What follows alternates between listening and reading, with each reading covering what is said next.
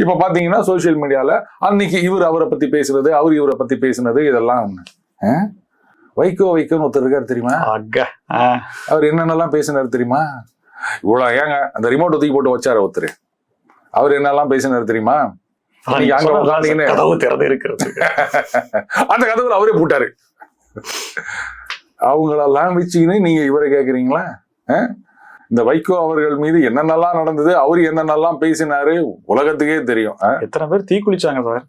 அதை விடுங்க, இவர் கலைஞர் அவர்களை பத்தி என்ன பேசினாரு, இன்றைய முதலமைச்சர் ஸ்டாலின் அவர்களை பத்தி என்னெல்லாம் பேசினாரு, காணொலிகள்லாம் வருது.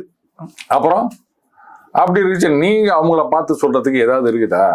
அரசியல் இதான் சகஜம் தாங்க. இவ்வளவு ஏன் நம்ம நாசா ஒருத்தர் இருக்காரு, துப்பினா தொடச்சு போவோம் புகழ். ஆமா, கமிஷன், கலெக்ஷன், கரப்ஷன், அந்த டயலாக மாத்தவே மாட்டாரு, கட்சி பேரை மட்டும் மாத்தி போடுவாரு அவரு. சார் அப்படியே டெம்ப்ளேட் அதே மாதிரி இருந்தது. அவ்வளவுதான், புதுசாலாம் ஒண்ணும் கிடையாது தம்பி. நீ கொடுக்குற காசு இல்ல, காசு இல்ல, நீ கொடுக்குற ஆதரவுக்கு நான் இவ்வளவு எல்லாம் யோசிக்க முடியுமா அப்படின்னு நினைச்சாரோ என்னவோ எனக்கு தெரியாது. காசு கொடுத்தாங்களான்னு தெரியாது, இன்னோவா கார் கொடுத்தாங்க, ஆனா அதை கூட புடிங்கினாங்க. ஆனா இன்னொன்னு சொன்னார், 4 கோடி ரூபாய் சம்பாதிச்சுட்டான் அவன். இவருக்கு ஒன்னும் கொடுக்கல போல இருக்கு. இன்னைக்கு அப்படி ஆகி போச்சு.